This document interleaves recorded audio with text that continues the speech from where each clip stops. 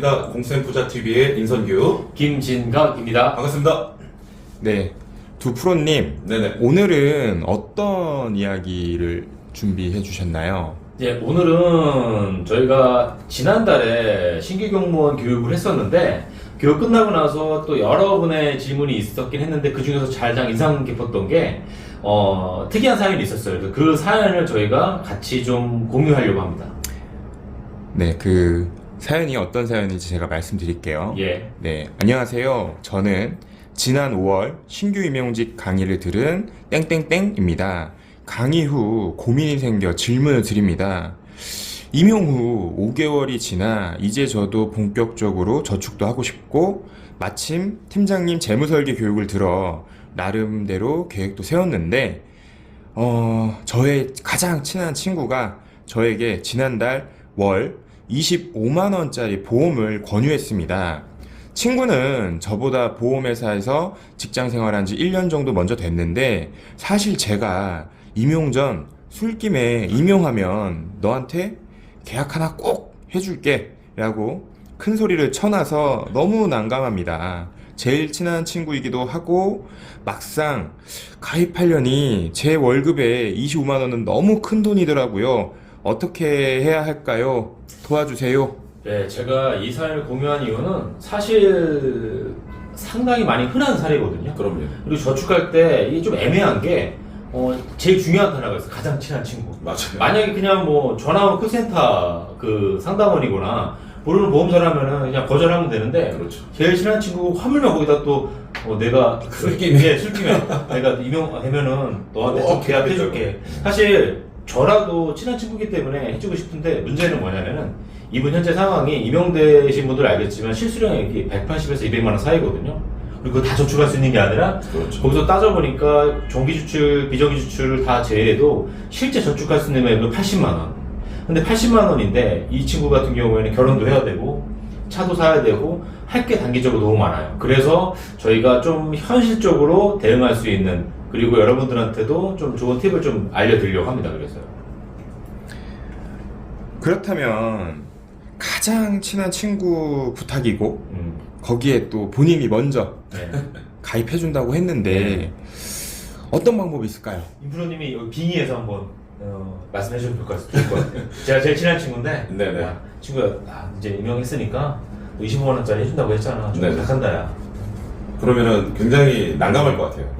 왜냐하면 이게 친구도 지켜야 될 것이고 나의 그 어떻게 보면은 그 저축 상황이나 그렇죠. 지출 상황도 어떻게 보면 굉장히 중요하잖아요. 중요하죠. 그래서 상담 신청 참 잘하신 것 같은데 저라면 일단은 어쨌든 제가 얘기한 거잖아요. 술김에 그것도 그 남자들은 이 술을 조심하셔야 돼요. 네. 근데 이 술김에 한 얘기를 지켜줘야 되잖아요. 근데 우리가 25만 원이라는 돈은 네. 어떻게 보면 우리가 소득이 높으면 충분히 해줄 수 있는 금액일 수도 있어요. 하지만 우리 그 신규 임용 선생님들은 대부분 급여가 190만 원대에서 200만 원대 정도 되거든요.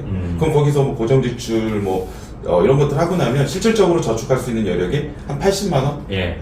내외거든요. 예. 그 중에 25만 원이라는 돈은 큰 돈이죠. 큰 돈이에요. 그리고 그 친구분이 추천한 상품이 네. 뭐 우리가 2년, 3년, 뭐 5년이 다 쓸 수 있는 돈이 아니라 10년, 길게는 30년 정도 가져가야 되는 금융상품을 추천한 거잖아요. 참고로 어떤 상품을 추천했냐면은 네네. 그 베렌 유니버셜이라고 해서 20년 이상 불입하는 장기 금융 상품이고 목적은 노후 자금 용도로 해서 뭐 그렇게 나쁜 상품은 아니에요. 맞아요. 비과세도 되고. 예. 그런데 이렇게 장기간 가져가야 되는 금액이 25만 원이면 전 솔직히 부담스러울 것 같아요. 그래서 저라면 친구도 지키고 제 자산도 지키고 제 월 지출도 지키는 한 10만 원 정도? 10만 원 정도 하고 그 나중에 여유가 되면 그때 조금 추가 불입을 하는 방법을 선택하는 게 전 더 좋지 않을까라는 생각이 듭니다.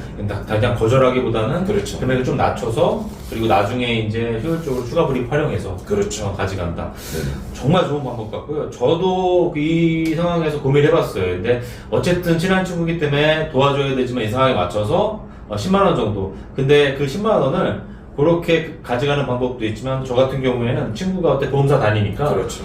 어차피 우리가 실손보험이나 뭐 운전하는 운전자 보험이나 뭐 암이나 이런 종합보험 필요하거든요. 친구한테 솔직히 내가 그때는 그렇게 얘기했는데 친구야 내가 지금 솔직하게 얘기하는 거예요. 그래서 소득이 지금 180만 원이고 한 달에 80만 원 저축해야 되는데 저런다고 준비해야 되니까 내가 10만 원 정도로 그냥 나한테 지금 당장 필요한 그런 그 실손보험, 암보험, 그 운전자 보험 위주로 해서 해주면 어떻겠냐라고 얘기하면 어떨 것 같아요? 저도 예. 그렇게 생각을 해요. 왜냐하면 우리가 열심히 돈을 모으다가 혹시라도 우리가 아프거나 사고로 이렇게 다치거나 이러면은 열심히 모아놓은 돈들이 다 그쪽 비용으로 나가야 되잖아요. 예. 그래서 그런 부분들을 지켜주는 보험학이 필요하거든요. 그래서 지금 우리 김프로님이 이야기한 것처럼 저도 실손의료비, 그 다음에 건강 종합보험이라고 하죠. 그 다음에 운전을 한다면 운전자 보험도 꼭 필요한 상황이잖아요. 그래서 이 세 개를 먼저 친구분한테 솔직하게 이야기하면서 10만원 범위 내에서 그렇게 준비를 하면 좋을 것 같고 나중에 시간이 지난 뒤에 급여가 상승하면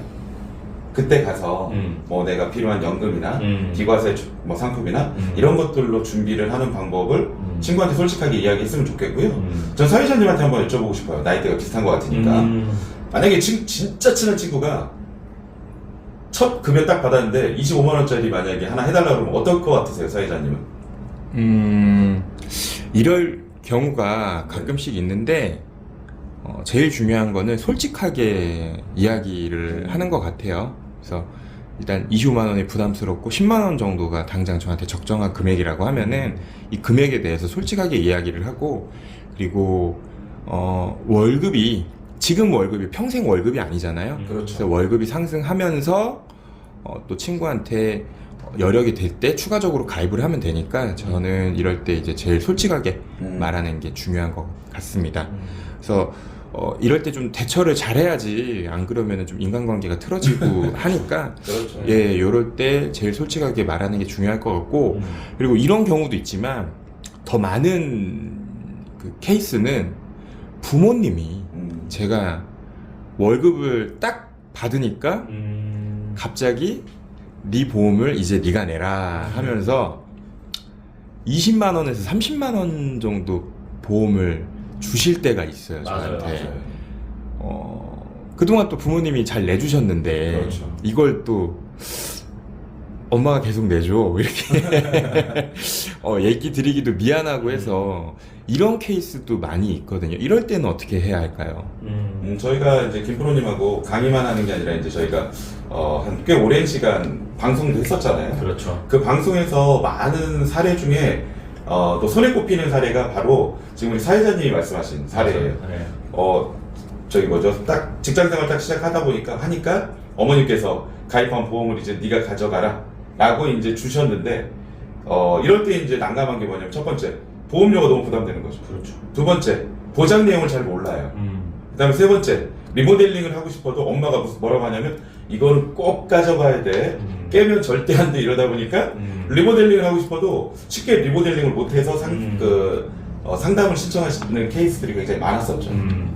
그런데 만약에 그래서 지금처럼 이제 뭐 그걸 가져가냐, 그 해지해야 되냐, 그런 극단적인 선택을 떠나서 그렇죠. 이런 고민을 안 하면 어떤 일이 생기냐면은 설령 그렇게 해서 가져가면 어떤 일이 생기냐면은 결혼하고 났을 때 본인도 한 25만 30만 원, 배우자도 30만 원, 아이도 그러면은 그때부터는 이 보험 때문에 저축에 방해돼서 저축을 못하는 경우도 생겨요. 맞아요. 혹은 이제 그때 가서 더 큰 손해가 나서 해지해서 손실이 더 커지는 경우도 있고. 그럼요.